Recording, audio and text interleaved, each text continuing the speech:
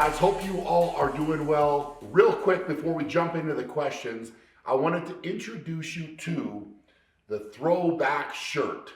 So this shirt I actually got asked about in one of these question and answers a little while back. After I answered the question about starting Shaw Strength and sharing about the very first shirt, which is this shirt right here.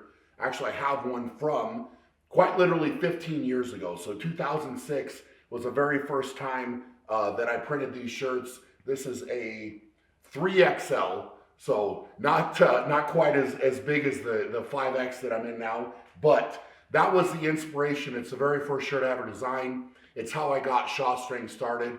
And due to you guys requesting this shirt, that we did a reprint of it, we did, and it's now available on shawstrength.com. The shirt means a lot to me, just because of its history. This is literally the first thing that I saved to print way back 15 years ago in 2006, and that everything kind of snowballed from there with this shirt. So definitely appreciate your support, and you can check them out now on shawstrength.com. Would you rather have unlimited cheesecake or win your 5th title?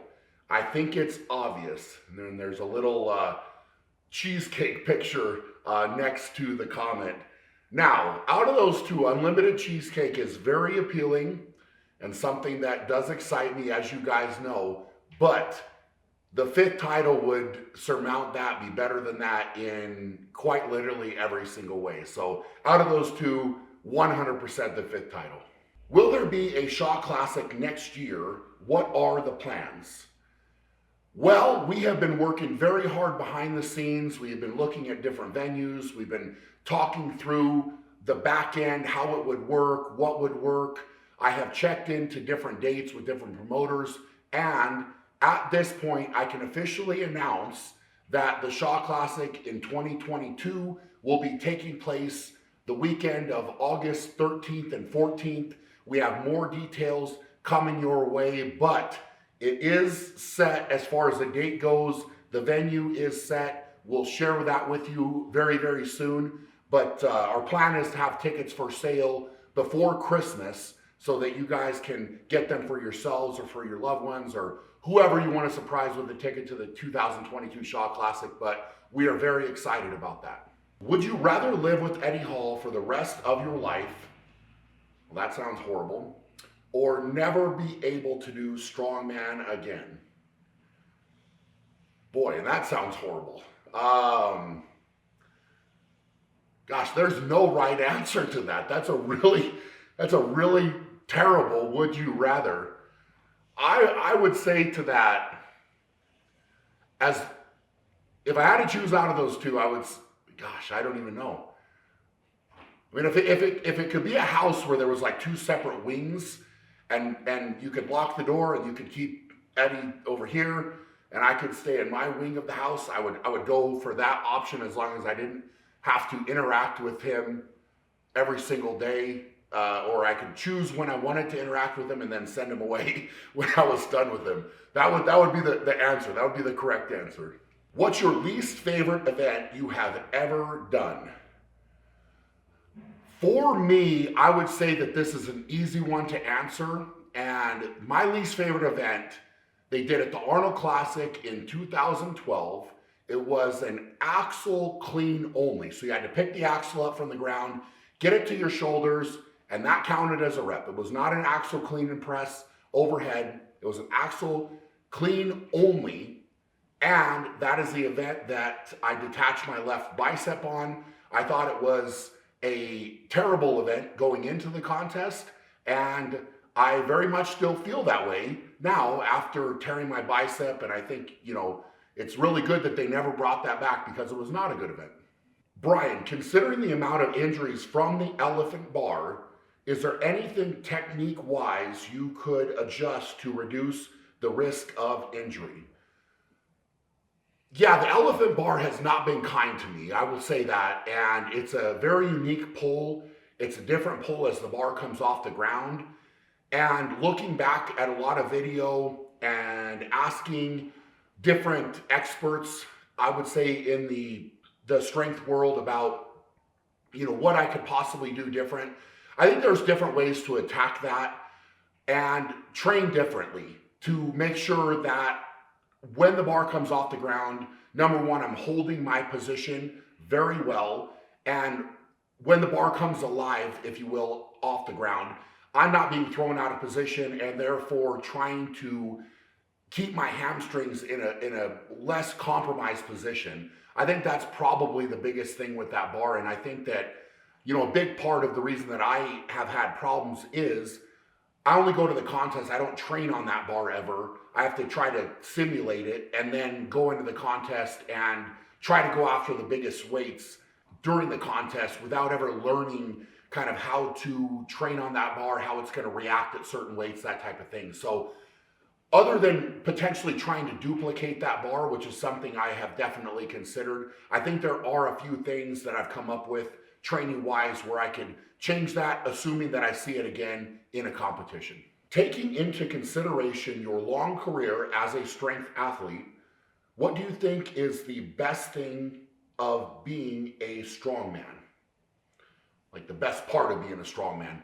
I would say that the best part of being a strongman, number one, is being functionally strong, but the best part of competing in strongman is the fact that the events are always different. They're always changing. Each competition is new, unique in its own way, presents different challenges that you have to train for and overcome going into the competition. I think that's one of the things that I have loved from the very start competing in this sport, is that everything is not always the same. It's not boring. It's always unique. It's always different. And, it teaches you how to figure out how to lift on different bars, different setups, different equipment. All of those things are something that gets me excited, kind of, gets my blood pumping and gets me motivated to figure it out. Not unlike the elephant bar we just spoke about, even though I've had challenges with that for sure, it still is something I think about and I try to break down and figure out a different way to attack that. So it's something I've always enjoyed with the sport for sure, is the different events and different challenges. What do you think of Eddie's $1 million charity offer to Thor for their fight? Well, these two seem to be going back and forth quite a bit about this and, making the fight maybe a little bit more interesting based on what they're going to get paid and trying to help out a charity, which I would hope that Eddie is very much just trying to do out of the goodness of his heart is, hey, well, let's help out charity. We're getting paid a lot of money to do this and make it more interesting.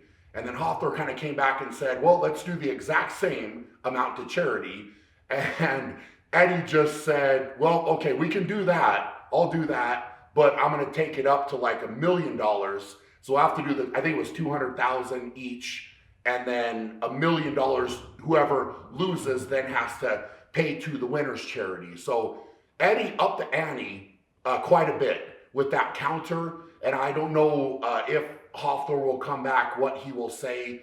I think that they were only supposed to get paid $1 million each, or the contract. I'm sure there's some different stuff in the contract about how maybe they could make more money or that type of thing. But essentially you're talking about your entire purse from that fight potentially going to the winner's charity of their choice. So, I would hope that Eddie's speaking from a point of supreme confidence, and I guess that's his move. That's what he's trying to do by throwing that out there, and we'll see, obviously, if Hawthorne accepts. I don't know. It's certainly been, interesting. I think a lot of people are enjoying the interactions between these two. I think that more people, honestly, just want this to happen because now it's been drawn out for a good amount of time, and then obviously got postponed because Eddie tore his bicep and is trying to recover from that. But from everything I'm hearing, it's set for, I believe, around March of next year. So we'll see how this interaction goes. I think for Eddie, it's probably one of those things he's just trying to maybe put his back against the wall. I think that he thrives when he's got some major pressure. Not that winning the fight isn't major pressure, but if you're talking about literally giving away everything, losing everything from the fight and giving it to charity, that's a whole nother level here. So I think it's interesting, and we'll see how Hawthorne responds to that. At what point does an athlete make enough money to safely quit his job and focus only on strongman? I would say that the answer to this question very much varies. So it depends on what your expenses are. And, if you've got your car paid off, for example, and maybe you're living in a place with other people where your rent or, monthly expenses aren't super high, at that point, it's a lot easier potentially to step into saying, hey, I'm going to stop working and focus solely on competing in strongman. And I think at the beginning, for myself, I was a personal trainer at that point when I started becoming much more serious with strongman. So I was able to dictate my schedule, and the people that I was training at that time were very understanding. So as I went to a contest, I could then have the flexibility to leave to go compete and schedule my work around that. And also, as I started getting more and more successful, I just stopped training as many people. So my workload then decreased as I became more successful in strongman. But I really and truly did not go full time with strongman until I had won World's Strongest Man and was at that level where I was pretty much, at least, around 2011, I won every contest that I entered. So that made it a lot easier for me to transition in. But some of that could be related to sponsors if you have those opportunities, or you're making money potentially in a different way, and maybe having kind of a side job or a job that you have flexibility with can make that a lot easier. But for everybody, that answer is going to be very different, and it all depends on what your expenses are, and that really is going to dictate for the most part how much flexibility you have to go full time, or say, hey, I need to earn some more money before I can make that leap fully, and maybe I need to work part time, for example, until those doors are completely open.